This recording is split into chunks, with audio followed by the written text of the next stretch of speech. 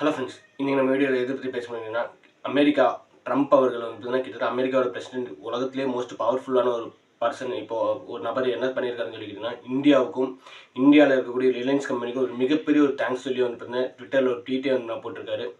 அது மட்டும் இல்லாமல் கிட்டத்தட்ட 50 வருஷத்துக்கு அப்புறமா அமெரிக்காவில் ஒரு விஷயம் பண்ணுறதுக்கு நம்ம இந்தியாவிலேருந்து ஒரு கம்பெனி வந்து இன்வெஸ்ட் பண்ணியிருக்குன்னு சொல்லி சொல்லப்படுது. இதுவே ஒரு மிகப்பெரிய விஷயமா பார்க்கப்படுது. ஏன்னு சொல்லிக்கிட்டிங்கன்னா, இது வரைக்கும் உலகத்திலே வல்லரசான நாடு எதுன்னு சொல்லிக்கிட்டிங்கன்னா, ரொம்ப பணம் அதிகமாக இருக்கிற நாடு எதுன்னு சொல்லிக்கிட்டிங்கன்னா நம்ம அமெரிக்கா மட்டும்தான். பட் அந்த நாட்டுக்கே இப்போ நம்ம நாட்டில் இருக்கிற ஒரு கம்பெனி வந்து பார்த்தீங்கன்னா இன்வெஸ்ட் பண்ணுறதுங்கிறது ஒரு மிகப்பெரிய விஷயமா வந்து பார்க்கப்படுது. என்னன்னு சொல்லிக்கிட்டிங்கன்னா, ஃபஸ்ட்லாம் வந்து ரிலையன்ஸுங்கிற அந்த ஒரு பேர் வந்து பார்த்தீங்கன்னா நம்ம ஊரில் இருக்க எல்லாருக்குமே மேக்ஸிமம் தெரியும். இப்போது ஃபாரின் கண்ட்ரியில் இருக்கிறவங்களுக்கு யாருக்குமே மேக்ஸிமம் தெரியறதுக்கு வாய்ப்பே இல்லை. ஏன்னு சொல்லிக்கிட்டால் அது நம்ம ஊர் கம்பெனி, நம்ம ஊரில் மட்டும்தான் அந்த கம்பெனி வந்து சுற்றிக்கிட்டே இருக்கும். ரிலையன்ஸில் எல்லா ப்ராடக்ட்டுமே இருக்கிற மாதிரி.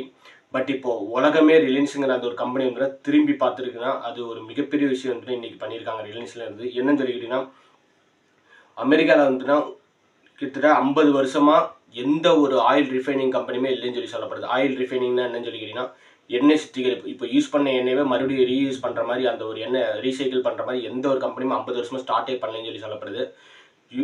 கிட்டத்தட்ட 50 வருஷத்துக்கு அப்புறமா வந்து ஒரு கம்பெனி வந்து ஸ்டார்ட் பண்ணலான்னு சொல்லி ட்ரம்ப் அவர்கள் யோசிச்சிருக்காங்க. பட் இப்போ வந்து பார்த்தீங்கன்னா, டெக்சாஸில் இருக்கக்கூடிய அமெரிக்காவில் இருக்கக்கூடிய டெக்சாஸில் வந்து பார்த்தீங்கன்னா ஒரு மிகப்பெரிய நாங்கள் ஒரு ஆயில் ரிஃபைனிங் கம்பெனி வந்து ஸ்டார்ட் பண்ண போகிறோம்னு சொல்லிட்டு அமெரிக்கா அதிபர் ட்ரம்ப் அவர்கள் வந்து அனௌன்ஸ் பண்ணியிருக்காங்க. அது மட்டும் இல்லாமல் அதோட இன்னொரு விஷயத்தையும் சொல்லியிருக்காங்க. என்னன்னு சொல்லியிருக்கீங்கன்னா, இதை நாங்கள் வந்து இந்தியாவில் இருக்கக்கூடிய ரிலையன்ஸுங்கிற அந்த ஒரு கம்பெனி மூலமாக கொலாப் பண்ணி வந்து ஸ்டார்ட் பண்ணுறோம். அதாவது நம்ம ரிலையன்ஸ் கூட சேர்ந்து நாங்கள் இந்த ஒரு கம்பெனி வந்து ஸ்டார்ட் பண்ணுறோம்னு சொல்லியிருக்காங்க. இந்த கம்பெனிக்கு பேர் கூட வந்துன்னா அமெரிக்கா ஃபஸ்ட்டு ரிஃபைனிங் சொல்லி வச்சுருக்காங்க. அமெரிக்காலேயே ஃபஸ்ட் டைம் வந்துட்டுனா ஒரு ஆயில் ரிஃபைனிங் கம்பெனி வந்து ஸ்டார்ட் பண்ண போகிறோம்னு சொல்லிட்டு அமெரிக்கா ஃபஸ்ட்டு ரிஃபைனிங் சொல்லி பேர் வச்சுருக்காங்க. இது வந்து பார்த்தீங்கன்னா கிட்டத்தட்ட உலகத்திலேயே ரொம்ப ஒரு க்ளீனான ஒரு இண்டஸ்ட்ரியே இது ஸ்டார்ட் ஆக போகுது. அதாவது யோசிச்சு பாருங்கள், உலகத்திலே ரொம்ப ஒரு க்ளீனான ஒரு எண்ணெயை நாங்கள், அதாவது ரீயூஸ்லேயே ரொம்ப ஒரு க்ளீனான ஒரு எண்ணெயை நாங்கள் வந்துட்டு ரீசைக்கிள் பண்ணி தரப்போகிறோம்னு சொல்லி ஒரு விஷயத்த சொல்லியிருக்காரு. அது மட்டும் இல்லாமல் நம்ம ஊர் ரிலையன்ஸை வந்து பார்த்தீங்கன்னா அமெரிக்காவோட யோசிச்சு பாருங்கள், அமெரிக்காங்கிறது உலகத்திலே வல்லரசான நாடு. நம்ம இந்தியாங்கிறது அதுக்கும் கொஞ்சம் கீழே தான் சொல்லி சொல்லலாம். அப்படி இருக்கும்போது வந்து பார்த்தீங்கன்னா அந்த அமெரிக்காவோட மொத்த சமையலுக்குமே நம்ம இப்போது வந்து பார்த்தீங்கன்னா ஒரு ஹெல்ப் பண்ண போகிறோம்னு சொல்லி நினச்சி பார்த்தோம்னா, அதனால தான் இப்போ மெயினாக இருந்துச்சுன்னா உலகம் இந்த மாதிரி ரிலையன்ஸை திரும்பி பார்த்துருக்கு. எப்படி இவ்வளோ அமௌண்ட் எப்படி உங்கள்கிட்ட இருந்ததுன்னு சொல்லிட்டு யோசிச்சு பாருங்கள். இப்போ ஒரு வீட்டில் சமைக்கணும்னா அது கண்டிப்பாக வந்துட்டுனா ஒரு எரிவாயுங்கிறது தேவை. அப்படி இருக்கும்போது அந்த அமெரிக்காவோட மொத்த எரிவாயுவுமே நம்மளோட ரிலையன்ஸ் அங்கே போய் இன்வெஸ்ட் பண்ணுற காசில் நடக்க போகுதுன்னா அது ஒரு பெரிய விஷயமாக இருந்துட பார்க்கப்படுது. அது மட்டும் இல்லாமல் அமெரிக்கா வந்து பார்த்தீங்கன்னா கிட்டத்தட்ட 50 வருஷமாக எந்த கம்பெனினாலையும் யோசிச்சு பாருங்கள், அமெரிக்காவில் தான் இருக்கிறதுலே பெரிய பெரிய கம்பெனிலாம் இருக்குது. ஃபேஸ்புக்காக இருக்கட்டும், இன்ஸ்டாகிராமாக இருக்கட்டும், இந்த மாதிரி ஏகப்பட்ட பெரிய பெரிய கம்பெனி. அது மட்டும் இல்லாமல் நம்ம மார்க் ஜுக்கர்பர்க் அவர்கள் எல்லாருமே வந்துட்டுனா கூகுளாக இருக்கட்டும், எல்லாமே வந்துட்டுனா பெரிய பெரிய கம்பெனி உலகத்திலேயே. அவங்களாலே பண்ண முடியாது, இந்த 50 வருஷமாக அவங்களாலே பண்ண முடியாத ஒரு விஷயத்த நம்ம இந்தியாவிலேருந்து போன ரிலையன்ஸுங்கிற அந்த ஒரு கம்பெனி வந்து பண்ணியிருக்கிறதுங்கிறது அது ஒரு மிகப்பெரிய ஒரு உலகமே இப்போ திருப்பி பார்க்குது நம்ம இந்தியாவை.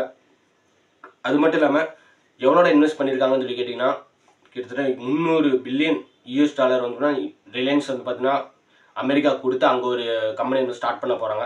சரி, அதெல்லாம் ஓகேடா. இதனால நம்மளுக்கு என்னடா யூஸ்? நான் இந்த நியூஸை தெரிஞ்சு நான் என்னடா பண்ண போகிறேன்னு சொல்லிக்கிட்டேன்னா, இதில் நம்மளுக்கு ஒரு மிகப்பெரிய ஒரு விஷயம் இருக்குது. என்னன்னு சொல்லிக்கிட்டேன்னா, இதனால் அங்கே வந்துட்டு கிட்டத்தட்ட ஏகப்பட்ட இந்தியர்களுக்கு வந்து வேலை வாய்ப்பு கிடைக்கிறது நிறையவே சான்சஸ் இருக்குது. கொஞ்ச நாளைக்கு முன்னால் நீங்களே பார்த்துப்பீங்க நிறைய வீடியோஸ். அமெரிக்காவில் வந்து பார்த்தீங்கன்னா இந்தியர்களை வந்து அடித்து விரட்டியிருப்பாங்க நிறைய பேரை. பட் அதில் இப்போது ஸ்மூத்தாகி வந்து பார்த்தீங்கன்னா அமெரிக்காலேயும் இந்தியர்கள் வந்து வாழலாங்கிற அந்த ஒரு செய்தியும் வந்திருக்கு. அது மட்டும் இல்லாமல் இந்த ஒரு ஆயில் கம்பெனி மூலமாக நம்ம இந்தியாவோட பொருளாதாரமும் ஏறுறதுக்கு நிறையவே சான்சஸ் இருக்குது.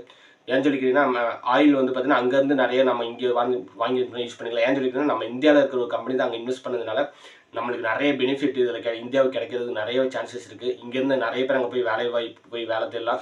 அது மட்டும் இல்லாமல் நம்ம இந்தியாவில் தர சேலரி விட அங்கே வந்துட்டு பல மடங்கு அதிகமான சேலரி தான் அங்கே வந்துட்டு யூஎஸில் கொடுப்பாங்க. ஸோ அப்படிங்கும்போது இங்கே இந்தியாவுக்கு நிறைய இதில் அட்வான்டேஜஸ் வந்து கிடைக்க போகுது. ஸோ இதுதான் இப்போ வந்து பார்த்தீங்கன்னா மிகப்பெரிய ஒரு விஷயமாகவே வந்துட்டு பார்க்கப்பட்டிருக்குது. ஸோ இந்த ஒரு வீடியோ மறக்காமல் உங்கள் ஃப்ரெண்ட்ஸ் எல்லாருக்கும் வந்து ஷேர் பண்ணி பார்க்க சொல்லுங்கள். ஸோ தேங்க்ஸ் ஃபார் வாட்சிங். Bye friends.